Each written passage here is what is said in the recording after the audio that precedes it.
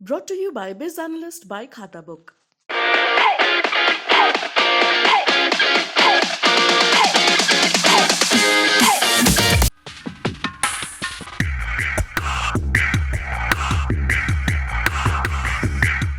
Ukraine पर हमले के बाद रूस को अमेरिका समेत पश्चिमी देशों के कड़े आर्थिक प्रतिबंधों का सामना करना पड़ रहा है।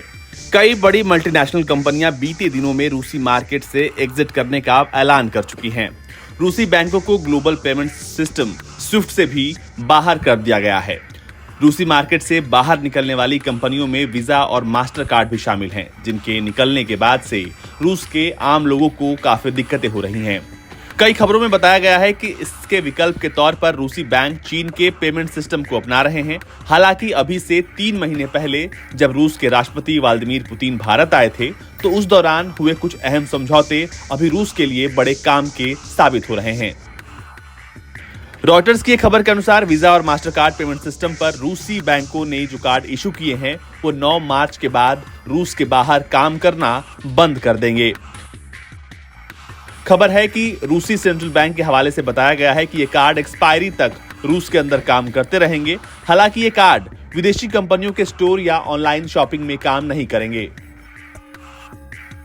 कई जगहों पर ये कार्ड पहले ही बंद हो चुके हैं। इससे आम रूसी लोगों को रोजाना की जरूरतें पूरी करने में दिक्कतों का सामना करना पड़ रहा है।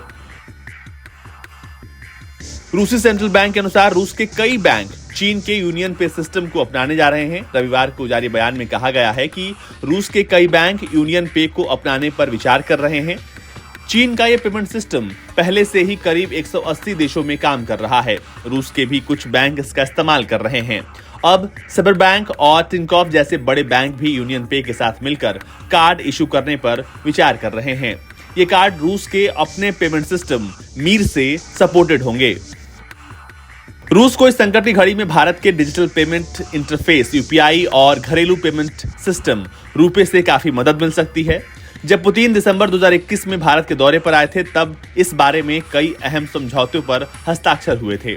विदेश मंत्रालय के तत्कालीन बयान के अनुसार 21वें इंडिया रशिया एनुअल समिट में प्रधानमंत्री नरेंद्र मोदी और रूस के राष्ट्रपति व्लादिमीर पुतिन के बीच कई बातों पर सहमति बनी। इस दौरान दोनों पक्षों ने नेशनल पेमेंट इंफ्रास्ट्रक्चर में रुपे और मीर कार्ड को एक्सेप्ट करने को लेकर बातचीत जारी रखने पर सहमति जताई थी। इसी तरह यूपीआई और बैंक ऑफ रशिया के फास्टर पेमेंट सिस्टम्स के इंटरैक्शन को लेकर भी सहमति बनी थी। यूपीआई पूरी तरह से स्वदेशी डिजिटल पेमेंट इंटरफेस है। ये इतना सिंपल और सिक्योर है कि अमेरिकी सेंट्रल बैंक फेडरल रिजर्व भी इसका तारीफ कर चुका है। गूगल ने भी अमेरिका में यूपीआई को अमल में लाने या उसके जैसी कोई टेक्नोलॉजी डेवलप करने की मांग की थी। अभी यूपीआई का इस्तेमाल भारत के बाहर भी होने लगा है। पड़ोसी देश नेपाल ने हाल ही में यूपीआई को अपनाया है। भारत में गूगल पे, Amazon, Paytm, Bhim UPI, Bharat पे, फोन पे जैसे सारे digital payment app UPI interface पर ही बेस्ड हैं। इसी तरह देसी कार्ड नेटवर्क रुपए भी पिछले कुछ सालों से तेजी से बढ़ा है। आरबीआई के आंकड़ों के अनुसार 2020 में ही भारतीय कार्ड बाजार में रुपए की हिस्सेदारी 60% से ज्यादा हो चुकी है, जबकि 2017 में यह हिस्सेदारी महज 15% थी। कार्ड नेटवर्क में वीजा और मास्टर कार्ड जैसे दिग्गजों की भारतीय बाजार में संयुक्त हिस्सेदारी 40% से नीचे आ चुकी है। हालांकि पेमेंट और ट्रांजैक्शन के लिहाज से अब भी वीजा और मास्टर कार्ड रुपए की तुलना में आगे हैं। ब्यूरो रिपोर्ट, भारत तक।